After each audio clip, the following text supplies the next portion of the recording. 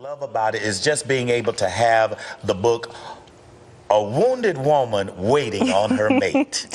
Yes. Ooh, a wounded woman waiting on her mate. Let's talk about the first thing, the wound. The wound. Let's talk about the womb, not the womb, W-O-M-B, but the wounding, how you're hurt. Let's talk about that. Who is wounded?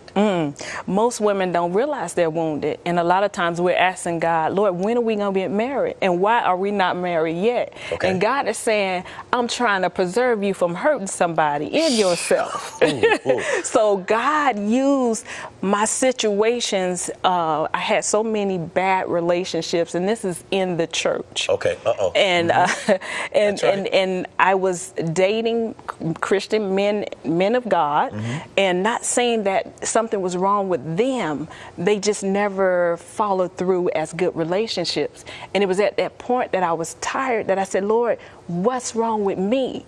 Because many times we like to point a finger at everybody else and say it's them. Yes. They did me wrong. We want to play the victim. Yes. But if none of your relationships is not working out, you need to look inside of you. Wow. And I had to understand I had rejection.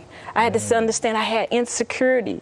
I was just over-possessive, very territorial. But I wouldn't have never understood that till I allowed God to evaluate me. So I took myself off the market, Pastor. And I started saying, God, put your microscope to my heart and show me what is going on with me. God began to reveal to me I had rejection from way when I was a child. My father wasn't in the house. He spent most of his years in prison. A father gives you your identity. And when you don't have the identity of a father, you're searching. You're looking for somebody to validate you.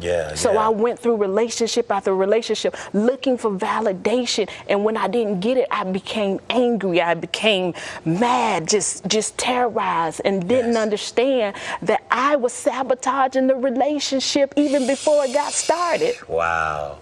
And the crazy thing about it, again, as you said, we don't do the self-evaluation to see that it's the problem. And especially when it's a pattern. Yes. We don't look at the pattern to see that it's a pattern.